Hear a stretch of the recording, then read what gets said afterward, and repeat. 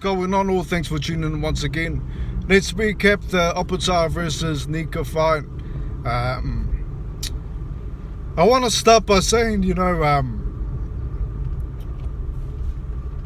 this was just too easy for Opetaia. This fight, I was expecting David to come more prepared. To me it seemed like he was fighting Opetaia like he's never fought him before, and saying that, I know that they haven't professionally fought, but I'm saying, they sparred a lot. David was convincing the public that, hey, I've got the better of him in sparring. And Opetaia warned him. He said, hey, listen, this isn't sparring. This is going to be harder hits. This is less ounce gloves. And I was very surprised with the David strategy. I could understand what he was trying to do. I know that he was trying to say, hey, look, I'm bigger than you. I'm going to try to outmuscle you.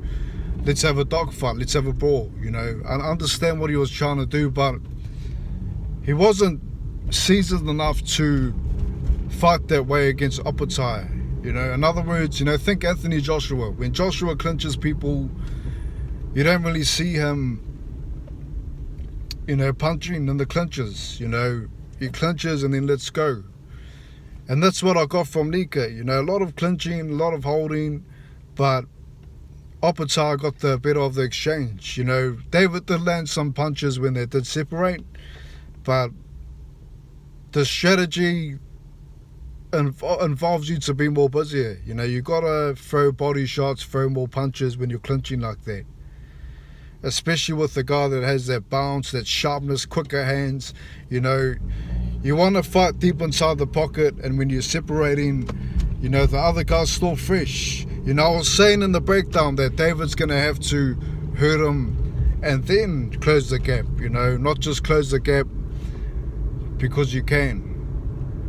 Because when you separate, Opetaia's more sharp and more quicker. And that's exactly what happened. I thought maybe first round, okay, maybe he's just trying to find them, maybe he's just trying to figure out how he's going to survive the later rounds, holding him, maybe he just wants to see where he's at, in terms of closing distance. But he kept coming forward with the same thing. Opetaia, in my opinion, was winning in the exchange, landing the bigger shots. And it got to a point where David didn't like that, It got to a point where he understood, hey, this guy can actually fight deep on the outside. This guy actually has a stronger core than I do. This guy's actually quite tough. And then that's when David started backing up a bit. Opetaia started coming forward. And basically what happened was, like I mentioned in the breakdown, David, he likes to sit down on his punches, and it's hard to do that with a mover like Opetaia. He's too unpredictable. He's too two-handed.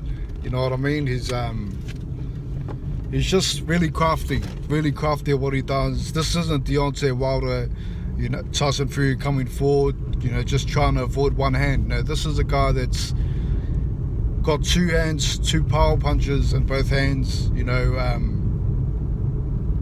very tough, hard to put down. That's not going to work against Nyika, against Opetaia. In my opinion, to beat Opetaia, you've got to take him out in the later rounds. Look what Breeder's done, he took him round 7, round 8, then he started being more effective. Opetaia's too fast, too quick, too fresh in the first 6 rounds. So I was very surprised at the strategy that Nyika brought to this fight. He's just not an inside fighter like that. You can fight, inside the pocket at close range, but not that deep. He's not a clincher where you can clinch and hold, and he's not that sort of fighter. And he learned the hard way.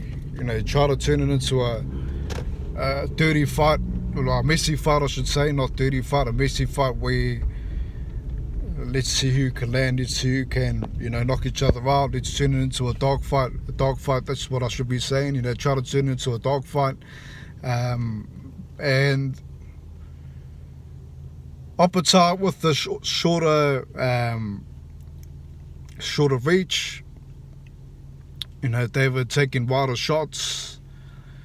Opetaia's landing too easily on David. Early in the fight, both guys are landing big punches.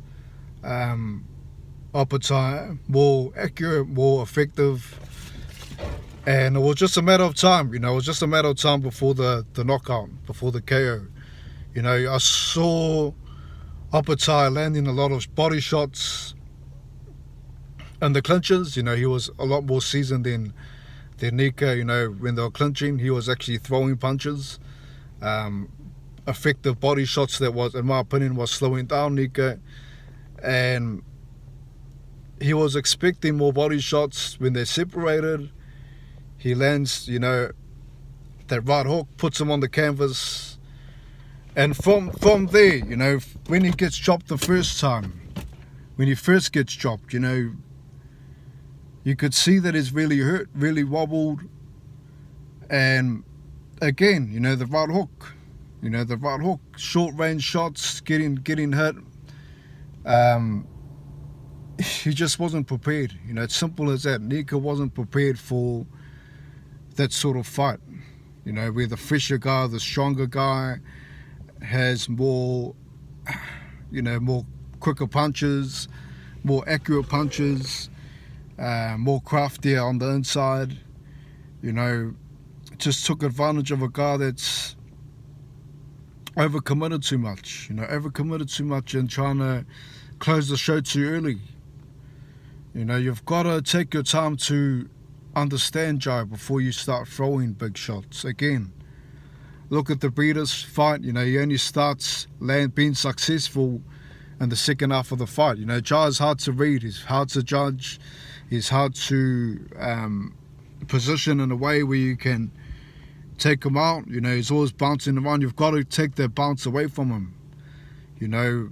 Jai, after the clinches, is always going back, bouncing, getting back to the rhythm. You've got to break the rhythm before you try to take him out, and Nyika couldn't do that. He couldn't break that rhythm. He couldn't stop him. He couldn't fight him on the inside. Just completely wrong game plan. Jai showed us all that he can fight deep inside the pocket if he needs to. So it was a great performance from Jai. Very dominant, great knockout.